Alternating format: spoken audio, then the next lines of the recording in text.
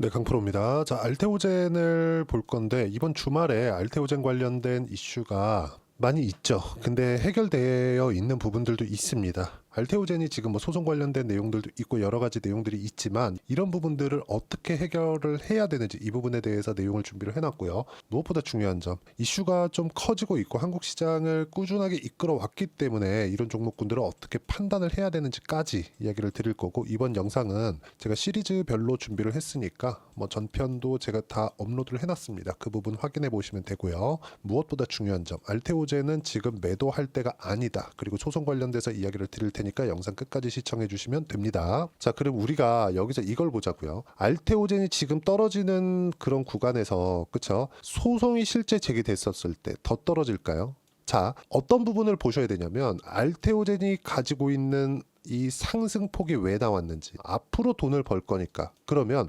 지금 떨어지는 건 왜 그런 거예요? 소송이 나올 수도 있으니까요. 그러니까 이 부분에서는 이미 소송이 나올 수도 있다는 부분에 대한 반영이 끝난 겁니다. 그냥 끝난 거예요. 가격 반영이. 근데 여기서 한 가지 이슈가 더 있죠. 미국, 그쵸? 트럼프 당선 이후에 야, 이거 채권에 대한 부분 약간 좀 불안한데 왜? 세금 낮춘다 그러지. 세금 낮추면 세수 빵꾸 날 거지.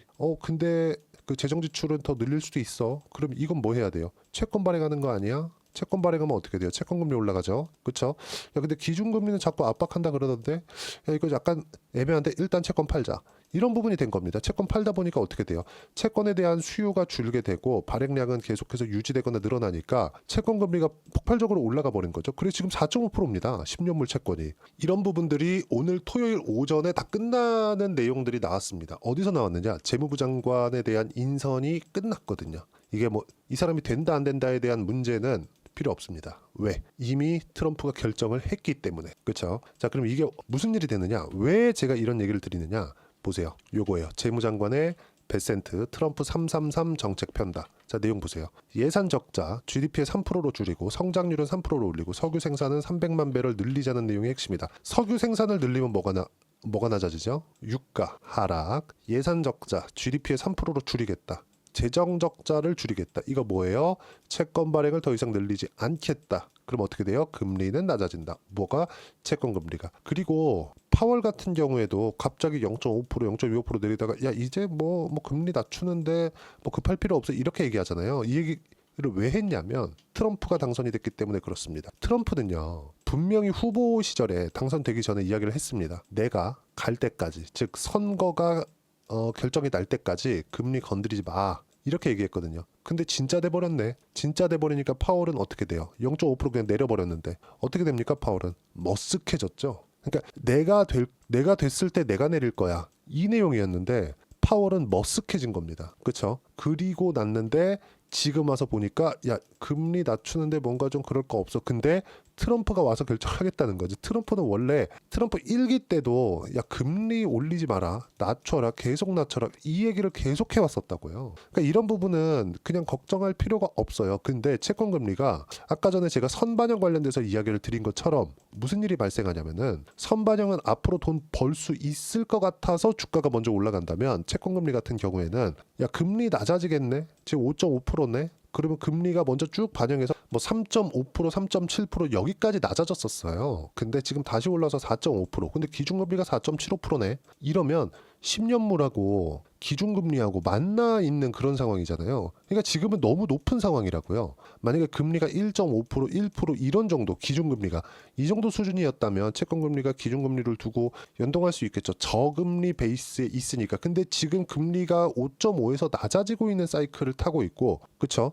낮아지고 있는데 뭘 하겠다는 거예요. 금리는 낮추고 석유 생산은 300만 배럴 늘리면서 인플레이션을 잡고 이러면서 성장률 3%로 올리고 예산 적자, 즉 지금 미국에서 이자로 나가는, 미국 정부에서 이자로 나가는 지출 비용이 GDP의 20%를 넘어섰습니다. 그렇죠? 이걸 줄이겠다는 내용이에요. 그러려면 어떻게 돼요? 채권 발행을 줄여야 된다. 그러면 어떻게 돼요? 10년물 금리는 낮아질 수밖에 없다. 이런 부분에 대한 영향을 지금 한국 바이오 기업들이 모두 다 받고 있었습니다. 그러니까 가지고 있던 악재가 몇 가지 있었어요. 있기는 있었는데 알테오젠에 대한 성장성을 앞세워서 주가가 계속 강하게 진행이 되고 있었고, 왜?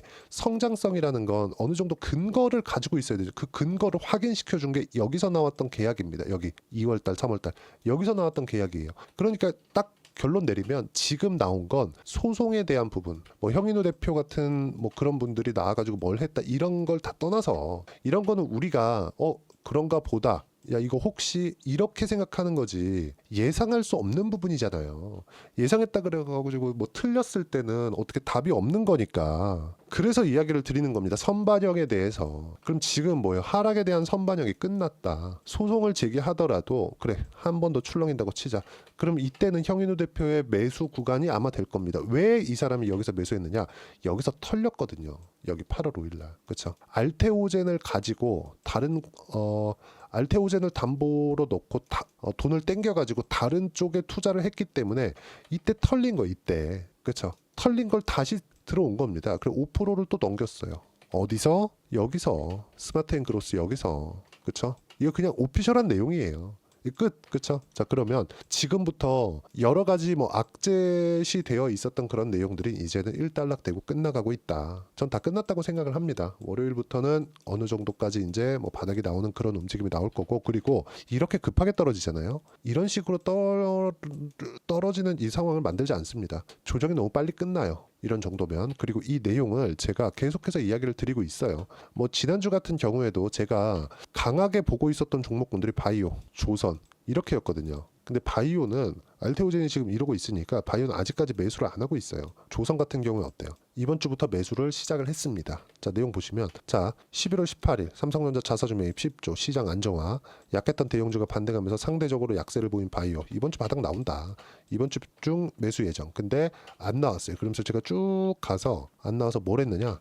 하나오션 이번 주입니다. 그리고 또 하나오션 두 번 매수를 했고, 그리고 오늘 토요일인데도 불구하고 이 내용은 굉장히 긍정적인 내용입니다. 자, 내용 보세요. 베센트 재무장관 임명, 인선의 불확실성 없어졌다, 채권 발행량 줄인다, 재정 적자 감소, 채권 금리가 낮아지는 건 바이오 기업들의 긍정적인 내용이 된다. 그리고 뭐 관련된 내용, 제가 요거는 영상으로 이야기를 드린 거니까 여기에 대해서 업데이트가 되는 내용은 주말이라도 제가 소통방에다가 다 이야기를 드리고요. 쭉 올려서 보시면 일단 바이오, 조선 이 두 가지 말고는 시장에서 강세를 보일 수 있는 종목이 없습니다. 시장 바닥을 잡아야 되는 부분들이 있어요. 그게 어디서 나온 거냐?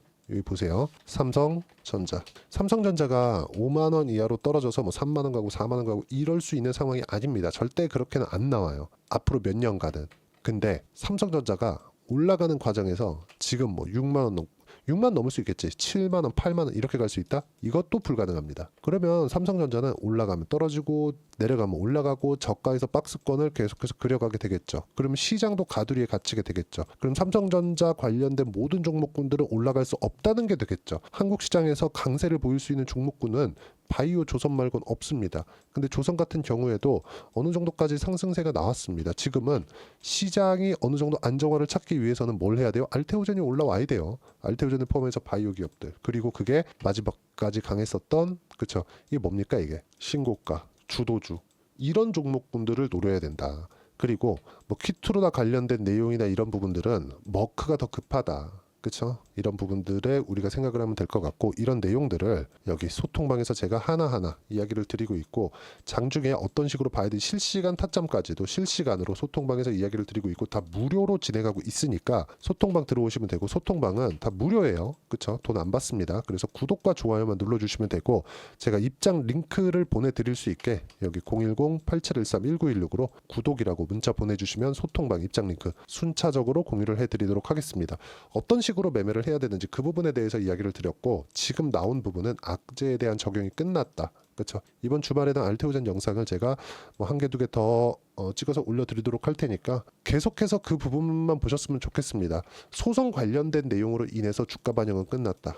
출렁임 있을 수 있지만 그 부분을 매수 기회로 활용하는 게 아니라 확인하는 과정으로 삼고, 확인하는 과정은 소통방에서 제가 실시간으로 이야기를 드리도록 하겠습니다. 여기는 다 무료로 진행하니까 구독과 좋아요는 꼭 좀 부탁드리고, 입장 링크를 보내드릴 수 있게 010-8713-1916으로 구독이라고 문자 보내주시면, 그쵸, 소통방 입장 링크 제가 순차적으로 공유를 해드리도록 하겠습니다. 자, 그리고 어려운 시장입니다. 마지막까지 버텨왔었던 바이오까지 떨어지니까 실망하는 부분들이 많이 있을 것으로 압니다. 근데 받아야 됐던 조정을 짧게 끝낸 거다, 저는 이렇게 보여지고, 이 출렁이는 한 20% 정도 더 빠진 것 같아요. 그 하락하는 부분은 빠르게 회복이 될 겁니다. 그런 부분을 확인하는 과정으로 삼고 매수하는 타점을 우리가 보자. 이게 오늘의 핵심 내용입니다. 소송이 끝나고 소송을 한다 안 한다, 이거 내용은 이미 반영이 됐어요. 소송한다 그래서 장중에 그냥 바닥 딱 찍고 그냥 끝나는 거예요. 그리고 이 내용에 맞춰서 어떤 식으로 봐야 되는지를 얘기 드린 거니까, 이해가 안 되면 소통방으로 들어와서 같이 배우시면 되고, 무엇보다도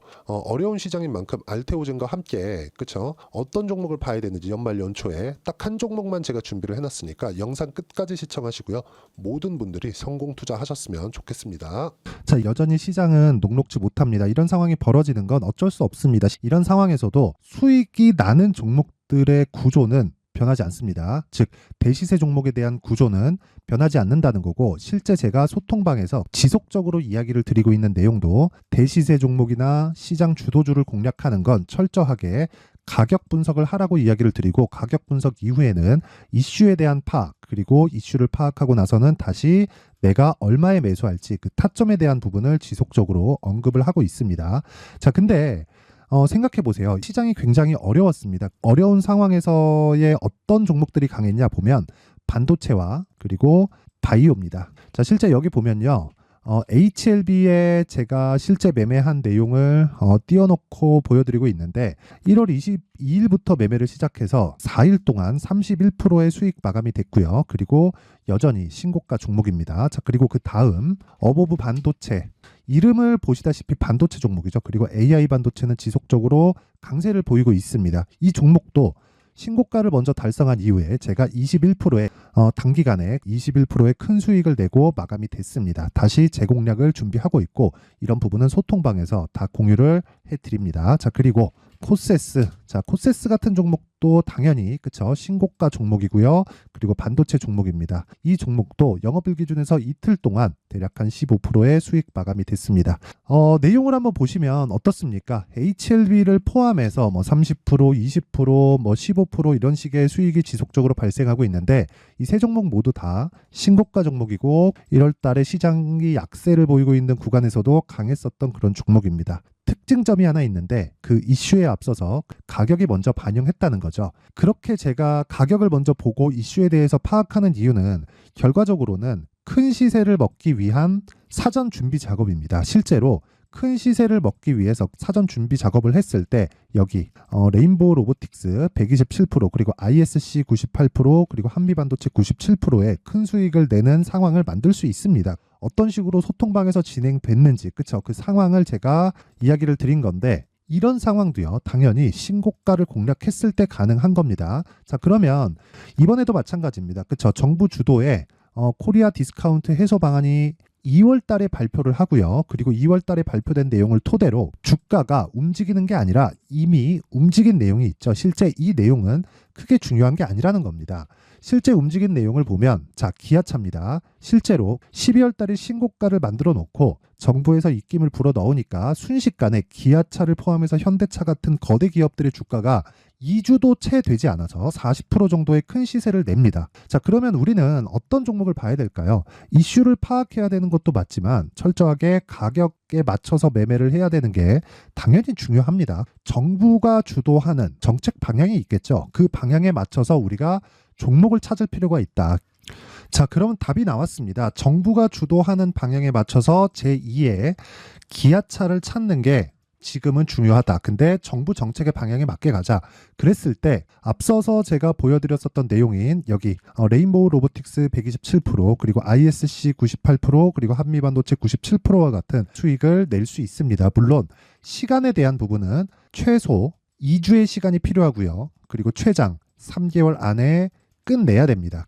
자, 기아차의 시세를 보셨던 것과 같이 2월 달에 정부 정책의 방향이 결정되고요. 바로 3월 달이면 시행입니다. 자, 그러면 우리는 거기에 맞춰서 당연히 종목을 찾아야 되고 제가 제2의 기아차를 찾아놨습니다. 제가 아까 전에 소통방에서 이야기를 드렸었던 내용 다 공개를 해드렸는데 그 내용처럼 종목만 받고 싶다 하시는 분들은요. 상단에 있는 제 전화번호로 대시세, 자, 대시세라고 문자를 보내주시면 정부 정책의 방향에 맞는 종목을 모든 분들에게 무료로 공개를 해드리도록 하겠습니다. 자, 제가 원하는 건 채널 성장이 목적입니다. 자, 그래서 구독과 좋아요 꼭 좀 부탁드리고요. 모든 분들이 정부 정책에 맞는 방향으로 매매를 이어가서 큰 수익 보셨으면 좋겠습니다.